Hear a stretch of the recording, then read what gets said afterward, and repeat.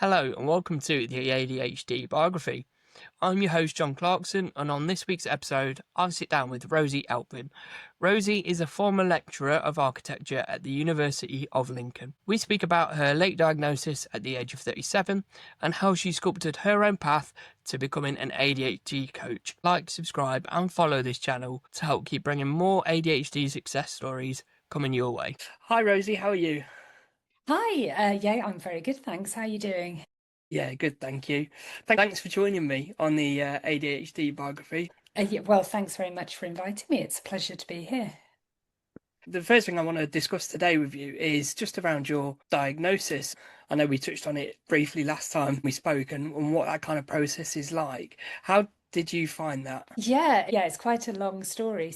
I'll try and not make it too long, but yeah, very interesting process. That, as I told you, I was very late to the party with all of this, so I didn't really find out about what ADHD actually was until I was about probably 37 or so. So when I read about it and it sort of aligned with my experiences. My initial thought wasn't that I wanted a diagnosis, really. It was more just to make some sense of what was going on. So it wasn't for probably another couple of years later that I actually thought that I wanted to get a diagnosis. And that for a few reasons. I think I felt like because I wanted to move into working with neurodivergence, I felt like I didn't particularly want to just self-diagnose. I did kind of want someone to confirm it, I guess.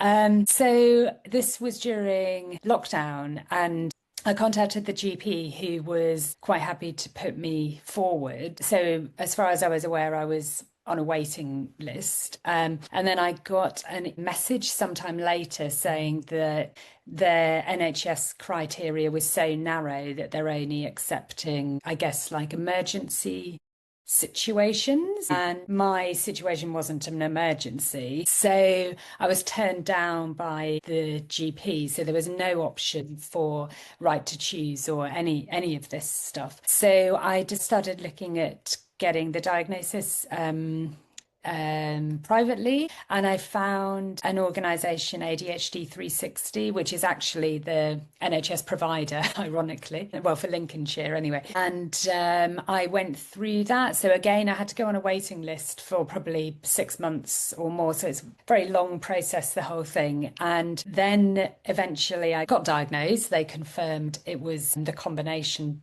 type ADHD, and then sort of took it from there, really. So it's quite a long-winded process, and I couldn't access support on the NHS, and I needed to go privately. So I think that the advice for people who are looking for diagnosis, if it's the same kind of information that you need to provide, I think it's quite good to just look up the diagnostic criteria and go through that information and respond to the challenges, and don't hold back, and don't try to pretend that everything's okay. Be really Yeah. honest about how it's affecting you. I've got a diagnosis now from ADHD 360. So How did you find your experiences with ADHD 360?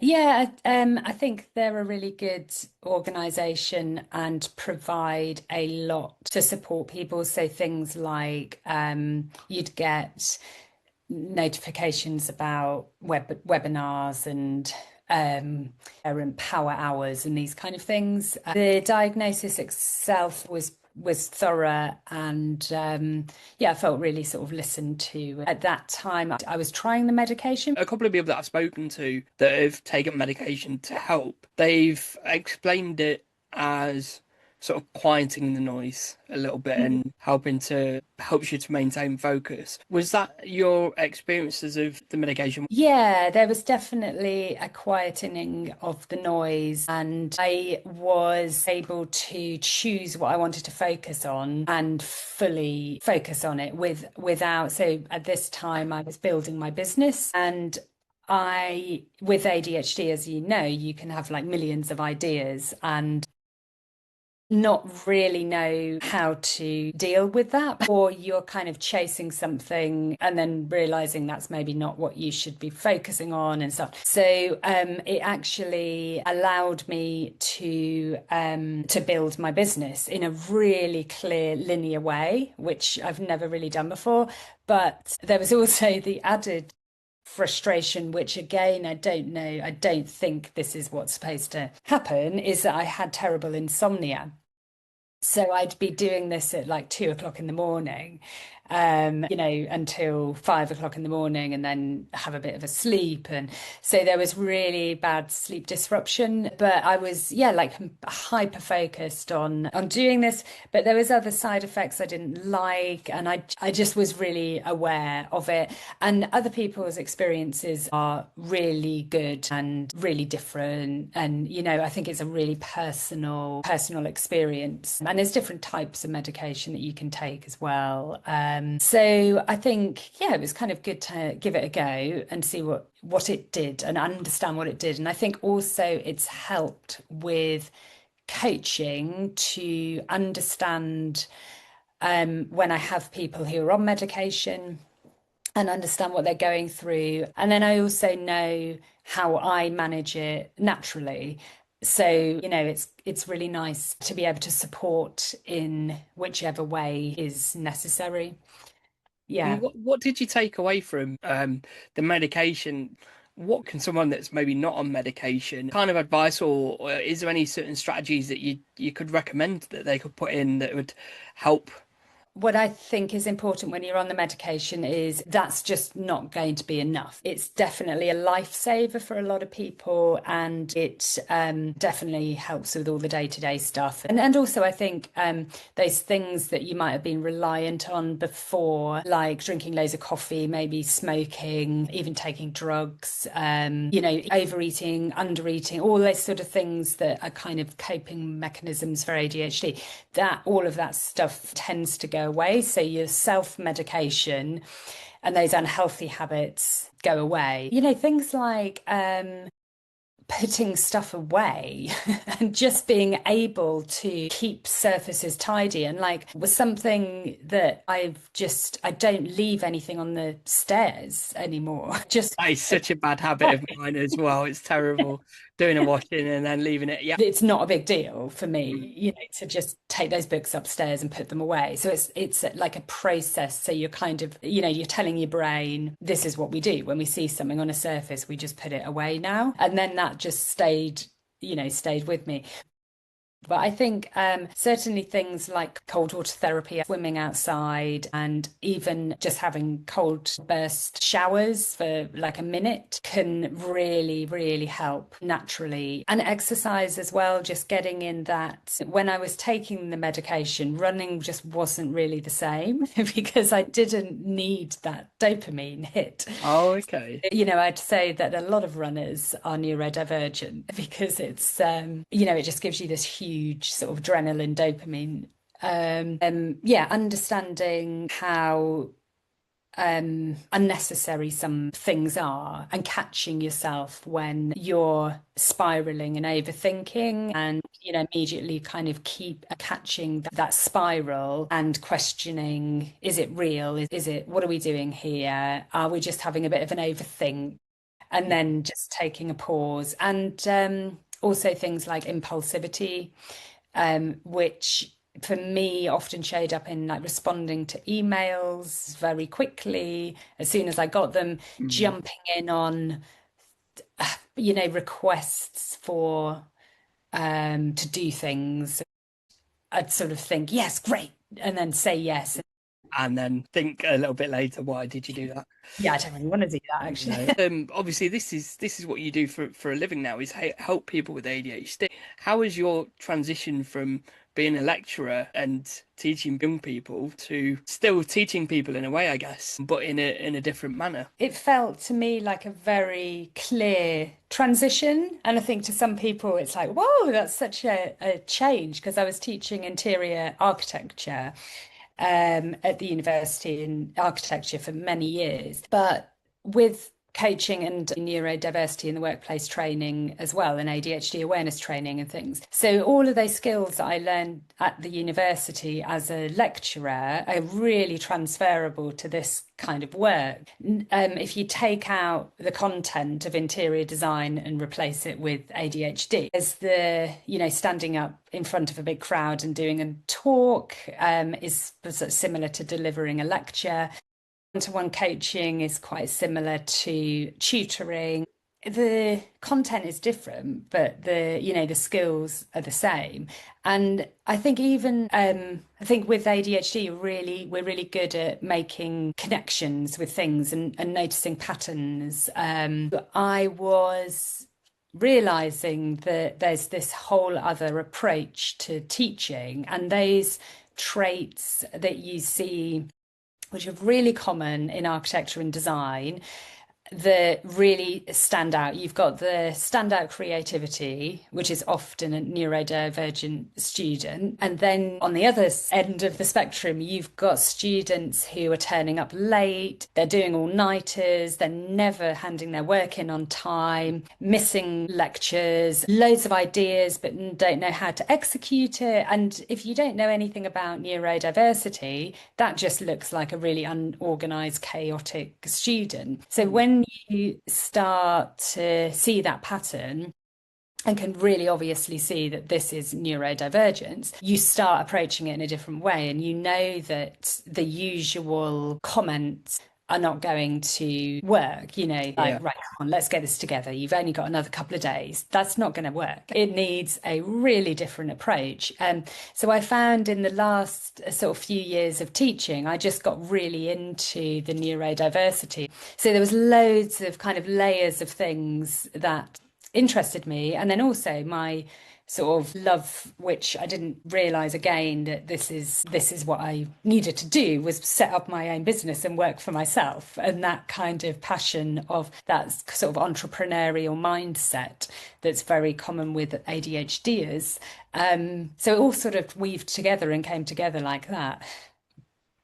No, that's amazing. With your experiences in higher education, have you found that neurodiversity and ADHD and autism have become more part of the learning in through universities, or they're doing more to educate people on neurodiversity?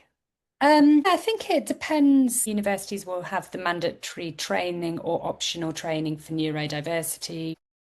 Really depends from institute to institute. And I think in my experience, it just takes someone who is interested enough to kind of take it to that next level. There's a lot of talk. I talked to all of the academics that I know from when I was working in the university, and now where I'm working at Nottingham Trent part-time. There's loads of interest and loads of kind of workshops and things like that. I think every institution and workplace could probably go further by integrating it into normality. So, do you think it should be a requirement then in institutions across the UK that there's a certain degree of education on neurodiversity or some sort of activity to I think that it keeps students in university. I think there's so much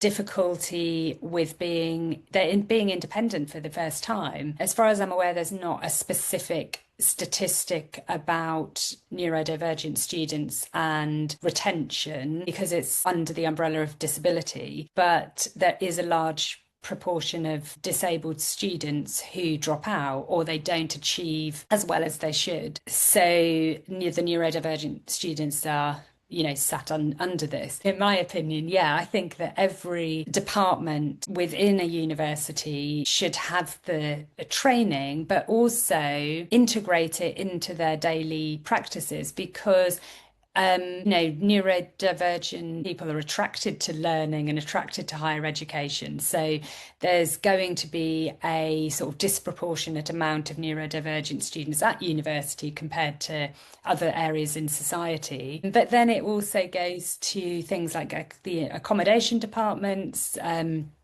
the and the wellbeing departments. And I think it just will make it makes places better when there's an active awareness, and just it's not just a tick box, it's a it learning Something about. that's actually put into practice, isn't it?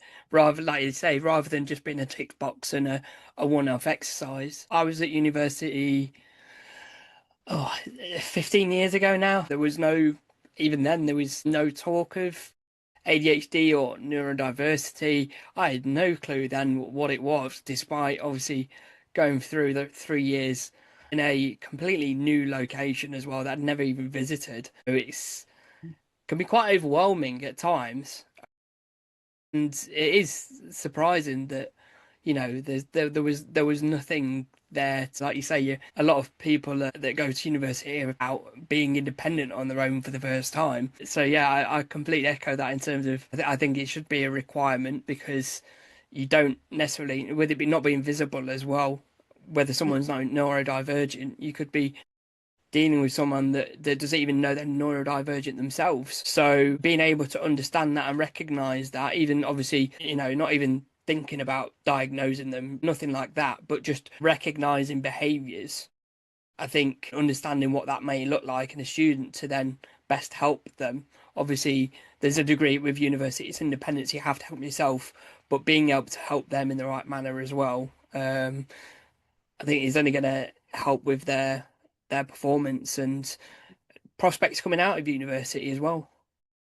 Yeah, and I think if the right strategies are given, then we all have to put those strategies in place. No one's helping us, no one's doing this stuff for us. But often, because we don't, I found anyway that sort of people forget to give you really basic instructions, or we don't listen to the instructions and miss them, and then it's a bit late to ask for them. And then you might spend a really long time trying to do something in a very complicated way because we haven't listened to those instructions, or people can't believe that you would need any help or instructions on this really basic task. So Yeah. you sort of mask and pretend, oh yeah, I totally understand what I'm doing here, when actually what you need is a real step-by-step information, but someone who understands the way that you need to be told that information. And I think, yeah, doing a 1 or 2 hour workshop is not really going to But I think, yeah, yeah. it needs to be a sustained practice that will just make everything better, get better graduates, more graduates. I came out of university with a 2-1, which looking back and knowing now that, I had ADHD, I do wonder if that would have changed anything at all during my time at university, whether I might have done even better, or I don't know. It's just one of those questions, isn't it, that I think you just never know the answer to. But I think it would have certainly changed my experiences had I known that. And even if there was awareness of it, certainly I think I might have even known younger, which might have helped me outside of university. I certainly think that it can help. Yeah, I think with awareness, even if one of my things was the inattention sort of came up in not giving myself enough time for things, so overcommitting, leaving stuff lying around all over the place. So at school, that just looked like I wasn't interested. I didn't want to be there. I didn't care. But actually, what was going on was, yeah, I'd committed to meeting this friend at this time. I'd also said that I'd do an extra hour on, of studying, and then and whereas if it had been explained to me that this looks like some executive functioning issues and you might need some help with organization, this is what we could try.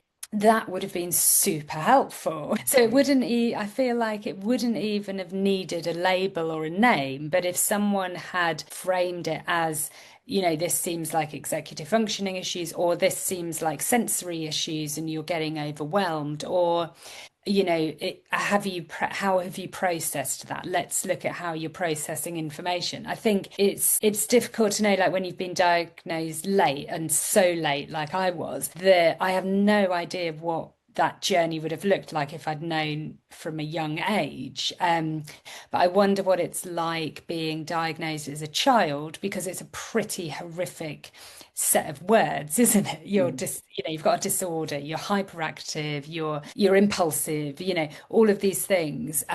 So I think that having that diagnosis has to come along with, you are going to be really good at certain things. And like we were saying earlier, what's your pattern recognition? What does that look like? Are you really good at sports? Are you really driven? Let's say all of those amazing things that come with the way that the brain is wired. I think that um, can't just be oh, right, that's it. You're not going to be able to do, you're going to be terrible with organization. You're going to be, yeah, impulsive and hyperactive, or we need to medicate you, or, you know.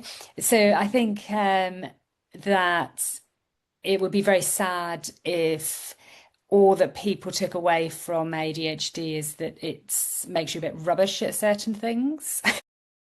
Because there's definitely lots of benefits to it. Certainly, like we spoke about earlier, and you mentioned about people in the creative space being more, that there's going to be a high percentage of neurodivergent people in those creative spaces. I think because of the way we generally think, and certainly being aware of what you're good at as well. I know with a lot of people that I speak to with ADHD about like interests and how interest can feign as well. I mean, I never had something pinned down as what I wanted to do as a career. I mean, there's a lot of my friends that knew exactly what they wanted to do from sort of being in school and then studied at university and then have gone on into that field.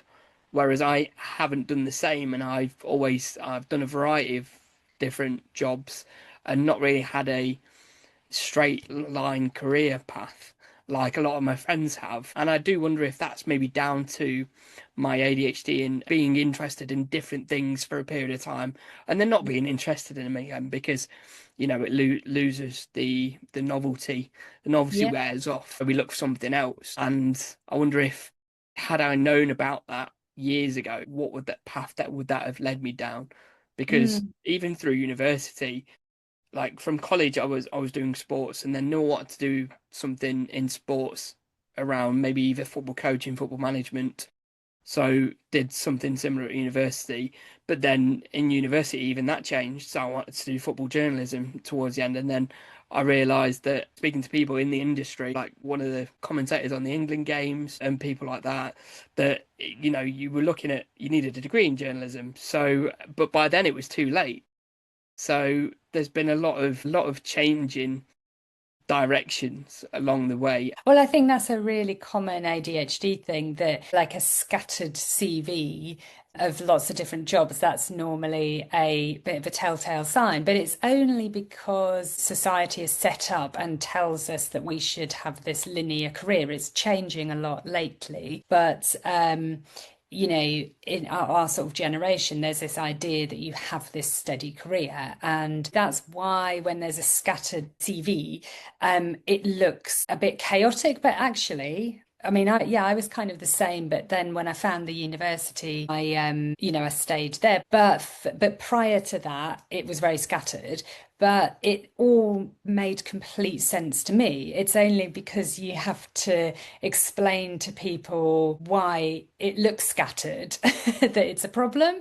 But Yeah. actually, like what you were describing there all sounds like perfectly reasonable connections that you've made of, how would you know that you definitely wanted to do the coach, the football coaching or whatever without trying it out? And then it sparks something else where you think, oh no, actually the journalism would be great. So I think for a neurodivergent person, generally those scattered CVs all look it's all very clear what's been going on. And I think we were talking before about, particularly like in sales, often there's a lot of movement in different roles because a lot of people in sales have a ADHD wired kind of brain, and the dopamine sort of wears off. They do the job, goes really well, and then after a couple of years they move. And some places really understand and accept that and expect it and work with that person rather than trying to mold them into a lifelong career in that place.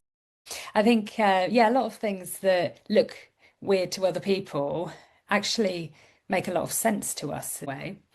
What advice would you give to someone, I suppose, like me, that's maybe looking to settle down in an industry or within a role? What advice would you give to someone that is maybe just wanting to stay within a lane? First of all, realizing that it's absolutely fine to move around and making peace with yourself that that's okay. Variety is good. I've just turned 46 and I could literally do another degree and have another full career, So that never goes away. So I think a job that gives you that variety and gives you the space to move around so you're not sort of sat at a desk all day if that's not really going to work for you. If you have the opportunity to go to lots of different places and talk to lots of different people, and there's novelty, there's a job with that kind of variety that usually works.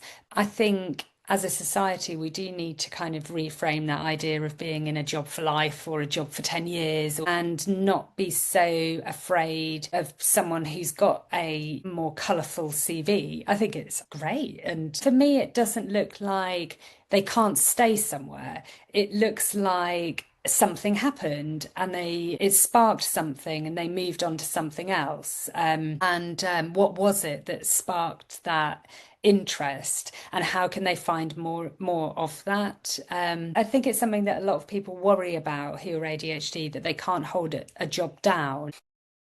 I think a lot of it is there's this feeling of being a failure because society expects us to be able to get a job and stay in it and have a pension, but often that's just not really the case. And that's often as well why so many people with ADHD start their own businesses. Yeah, and it's a recurring sort of theme, isn't it? And there's statistics out there that say there's a higher percentage of neurodivergent people that do start their own businesses. So yeah, absolutely. I think it is just it can be sometimes a struggle to find out what it is you want to do and what you want to focus on. I think the ability to, I mean, as you're probably finding out now, the ability to do something that's your own means you have that control over being able to decide which way it goes and keep things fresh, I guess. Would you say that's true? Yeah, definitely. If I don't feel 100% comfortable with something, or I don't want to do it, or I'm too busy, then I can just say no, which is so nice. You're not being expected to do something that puts you out of your comfort zone. I mean, I do push myself out of my comfort zone, but on my terms. Mm.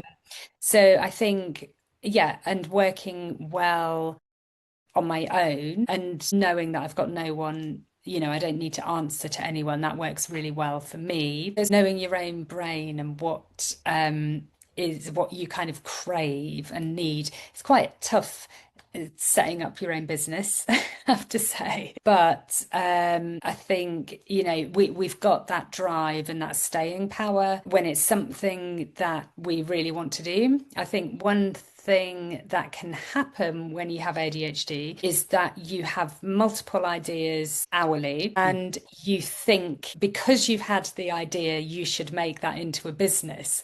But what we're actually craving is running a business, but it has to be the right business. And I think I sat on my idea for my business for a good 6 months before I even really told anyone about it, because I didn't want to lose that dopamine for it, because you never really know when it's going to drop. So I knew that I knew it was right and that it was something that I should do. And I have had so many business ideas in the past, and and I am so glad that I didn't do any of them apart from this one. And certainly the waiting, I think, is probably really good advice for anyone that's maybe neurodivergent and looking to start a business, because I think like you say, the impulsivity of having an idea that you think is amazing, which don't get me wrong, like you probably will have a lot of amazing ideas, but then other ones that you maybe think are amazing don't turn out that way.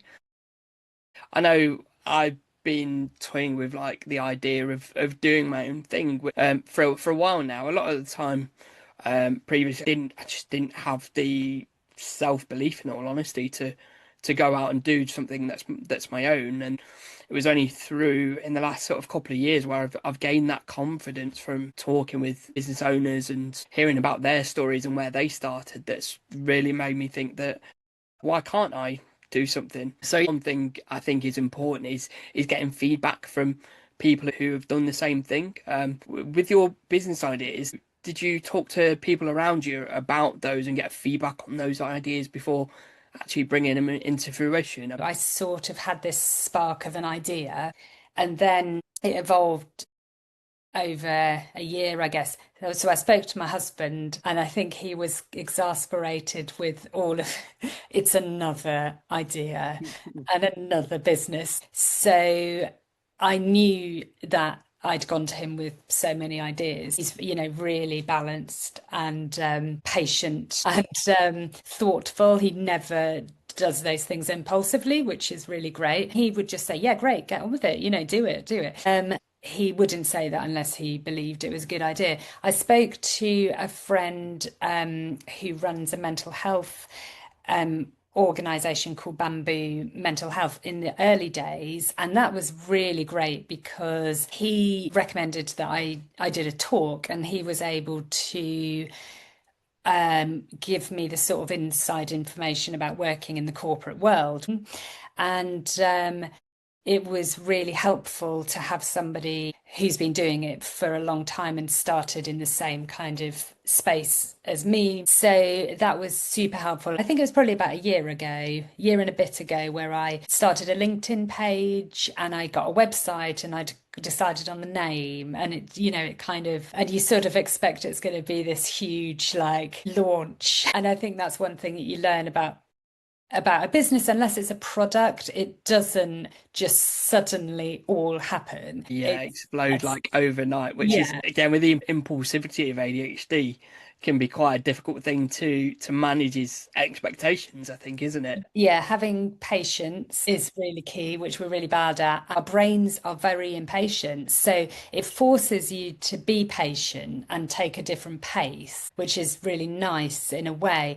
But I think that impatience drives us, because when there's no dopamine hits in a day or a week, then it forces us to create something new and push something new and try something new, try a different angle, rather than just waiting for people to come to us. I think our brains are very flexible and make these connections really quickly. So you quickly realize what doesn't work and make some mistakes and all that sort of thing, and then very quickly find out what the next thing is that you need to do to push yourself forwards. I think as well with ADHD, we bounce back.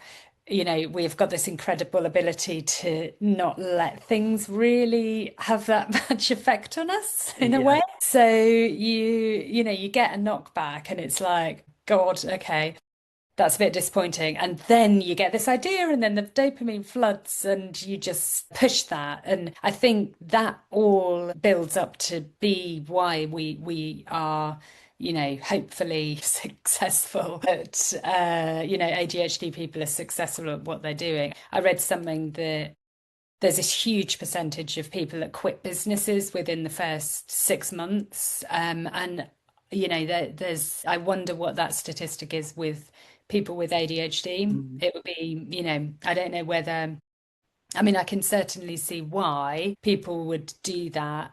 But I also see why we probably are the ones that are really pushing because of the way that we're wired. Yeah, and I certainly think so. Obviously, speaking about other business ideas that you're glad you didn't do earlier, I suppose that might not be the case for other people where they do run with that idea and then, that there's no dopamine hit from it after a few months. So then they don't put the effort into it because they don't feel like they're getting anything out of it from a, sort of a mental and emotional point of view. like you say, with that resilience, with that ability to sort of bounce back and not let anything like a slight dip affect you. It's talked more about in businesses about not being afraid of experimenting and failing. It's about finding out what works, but doing it quickly. I've worked in businesses before where they're very slow to act and make decisions can hinder the business. Whereas if you don't have that same fear of failure of something and not necessarily waiting until it's the right moment, because most of the time there isn't a right moment. So yeah, I think there is I think there is a benefit. You can see the benefit from for ADHD to being an entrepreneur, and I think being one yourself as well, you will definitely benefit with that. We spoke a little bit earlier about your change from university lecturer to ADHD coach. Can you just give a bit of an explanation of what an ADHD coach does, what you bring specifically? Yeah, so I work with people who have ADHD or have or suspect that they have ADHD, so they have these qualities. And I work with a lot of creative people, a lot of people who work in universities, music industry, things like this. And so I work with the goals that they are trying to achieve. So this might be personal goals or work goals or trying to get a better work-life balance. I work with things like burnout, people that are experiencing burnout and overwhelm, task paralysis, finding it difficult to prioritize tasks. So there's a practical element to, like really looking at the calendar and looking at where that empty space is and what's going to happen in that time where there's nothing happening, and, how to work with budgeting and food shopping and those kind of practical things that we might have difficulties with. But then also there's a kind of overarching framework of the neuroaffirmative approach where we're looking at the difficulties that are happening, like, for example, perfectionism, and we look at where that might have come from, which is often something that's happened at school or when they were younger, and they've received all of these negative comments and they've built an image of themselves which is not accurate to what it is. So we're kind of unpacking those past experiences and looking at them through an ADHD lens. So there's a lot of empathy and understanding and giving permission for forgiveness and for themselves. And so it's kind of quite a holistic approach. Everybody is completely different, but there is the links of those ADHD traits that brings everybody together. So I work on a very individual basis, and we do a half an hour discovery call to see if we're a good match for each other, because if you have a coach, you need to feel good with that person and know that they happy that they're going to take you on the journey. And then we generally do a block of 6 sessions or 12 sessions. And by that point, they've learned a lot of strategies that are going to really work for their own unique brains. That sounds amazing, and it sounds like it's really centered around the individual as Mhm. well and tailored to them, not just a blanket approach. If anyone is in a position right now where they are starting university and struggling with that executive function and even things like food shop, managing bills, or anyone else that's maybe looking to fine tune their work performance and push themselves a bit further, how is the best way for them to get in touch with you? I'm quite active on LinkedIn. That's my favourite social media platform. So that is ADHD Focus Rosie Elvin. You'll find me pretty quickly. But if you're not on LinkedIn, then my website is www.adhdfocus.co.uk, and my email is rosie@adhdfocus.co.uk. And yeah, I'm very happy to hear from people and to have a chat and see whether coaching's the right way forward, or if there's other things that I can offer. And I think it's just worth saying as well that if you are ADHD or suspect that you are, you can apply for access to work through the government. There are some changes occurring, but it's a long process. But often at the end of it, you can get funding for an ADHD coach. So it's well worth Okay. looking into that. So that's access to work on the government website. Amazing. And I think it's what you're offering in an environment now where we are that waiting lists out over 500,000 people on the waiting list at the moment with that with the NHS, even more people waiting for medication. I think that what you offer is just so vital for people that are neurodivergent to be able to um, not only function but function successfully and also just help thrive in settings which aren't necessarily set up for a neurodivergent brain. So I definitely recommend having a conversation with you, Rosie. I've learned so much about what we've discussed today.